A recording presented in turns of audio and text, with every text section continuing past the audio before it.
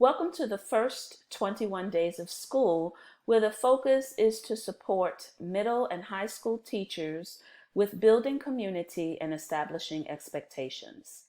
My name is Nasira Waters, and I've worked in the education system for over 2 decades, teaching English and supporting teachers as a mentor and literacy coach.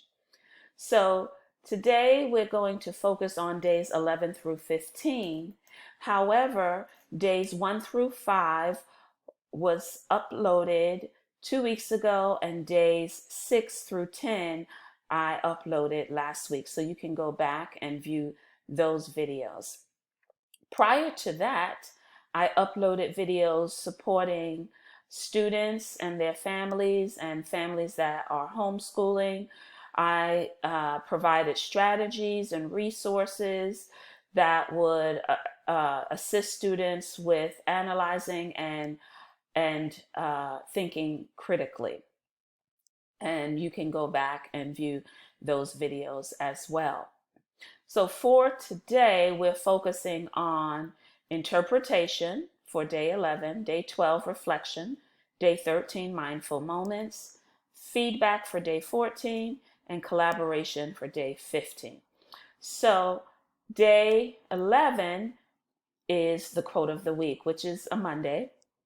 And as I stated in previous videos, my quote of the week is selected strategically because for me, I want to ensure that I'm addressing some concepts, some issues perhaps that arise in the classroom that I want students to consider, to reflect upon, to be introspective about.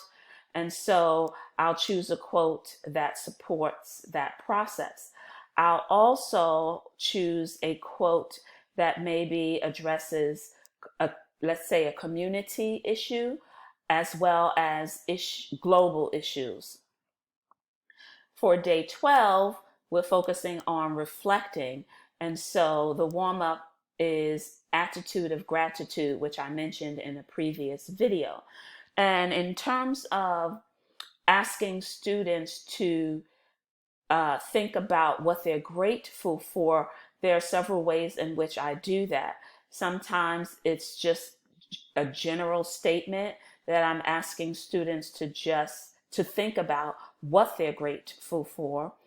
Or I might ask them to think about what they're grateful for concerning their parents, their siblings, their friends. And or an event, a particular event. I may ask them, think of an event that you're grateful for. And lastly, what are they grateful for concerning themselves in terms of how they show up in the world, and so forth and so on. So for day 13, we're focused on mindful moments.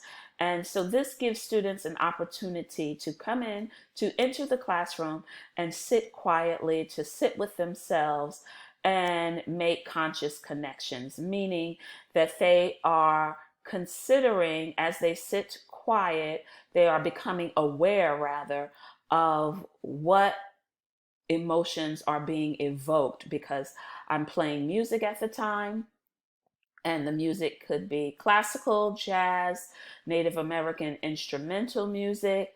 And so as they're sitting for about a minute, students are just becoming aware of what's coming up for them emotionally, uh, in terms of their thinking as well as physically in their body.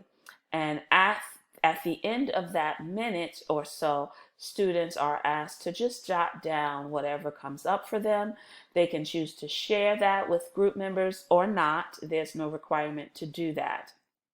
But this is really important for me to implement throughout the year so that students have opportunities to sit quiet and connect with themselves.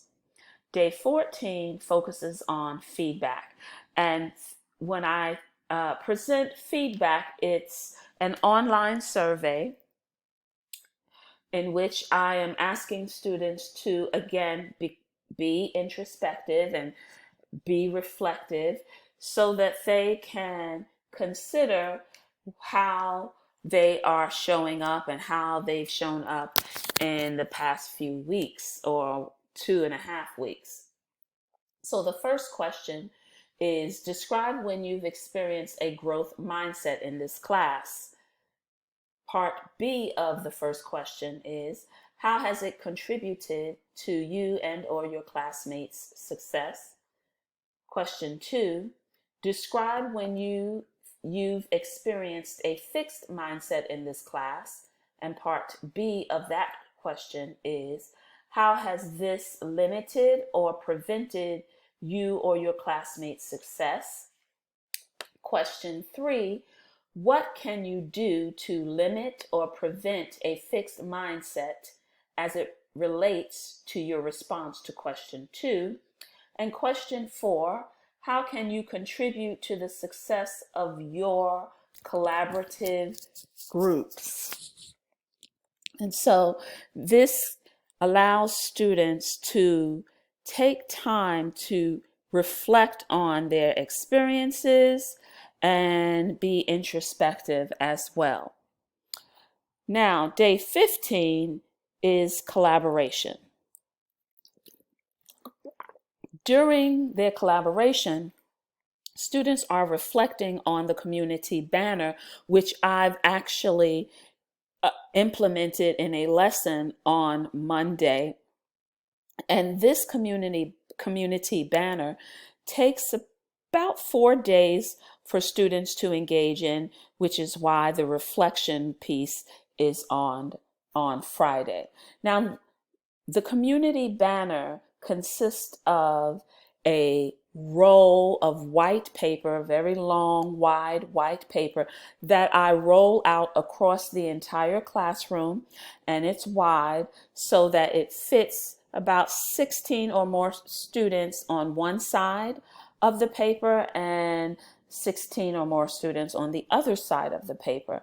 And so students are required to engage in drawing, illustrating whatever images come up for them while they are quietly listening to various genres of music that I play. And again, this is to help students to connect with themselves as well as understand that others will build on their ideas, and their peers' ideas may oppose their perspectives. And so one of the goals is for students to recognize what they're feeling and what they're thinking when a classmate opposes their perspective. And so while students are illustrating what comes up for them as they listen to the music silently, they are drawing, let's say a student draws a flower. And so they're drawing large images because in the end, the entire banner must be filled in. There cannot be any white spaces. So students are drawing as they are connecting to and listening to music, and they're illustrating whatever comes up for them. So again, if a student decides, okay, what's coming up for me is a flower, that's fine.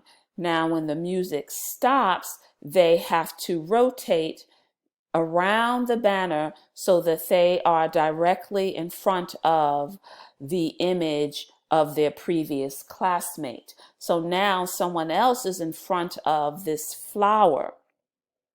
And what each student is permitted to do is add on to the illustration. So again, example, it's a flower. They can add on, they might want to add a bee. They might want to add grass. They might want to add an environment in which these things exist. So they can add on to enhance, however, they cannot change the concept. So if the flower is in a park, yes, they can add a dog, but they definitely cannot add anything that would not exist in such an environment. And so students are continuing to rotate as this process continues.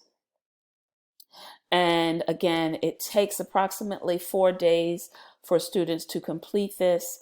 And then they have time to reflect on this process. What was it like for them? What emotions they expressed, what emotions came up for them, what thoughts came up for them, what were they feeling at any given times physically. They also consider and jot down when someone built on their idea, how did they feel about that? What did they think about that? And more specifically, when someone built on their idea in a way that they didn't expect and or didn't fully appreciate. So these are the things that the students are considering. And it's important because they need to understand that throughout the school year and life that they're going to experience people that have opposing views, that have perspectives that they don't necessarily agree upon, and may be directly opposed to. And they have to consider, how are you going to deal with that? And how are you going to deal with that in the classroom? The last question I ask students to consider is, why do they think we engaged in this process?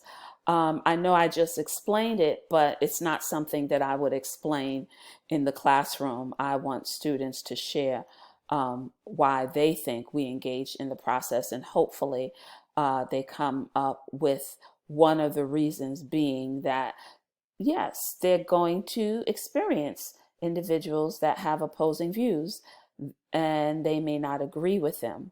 Well, hence opposing. And so this process is an integral part of helping students to navigate building community in a way that's respectful and that actually accepts other perspectives and open to other perspective. So this is week 3, days 15 through 11 through 15.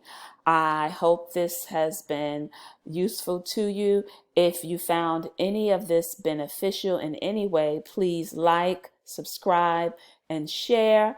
And I look forward to sharing with you next week. Until then.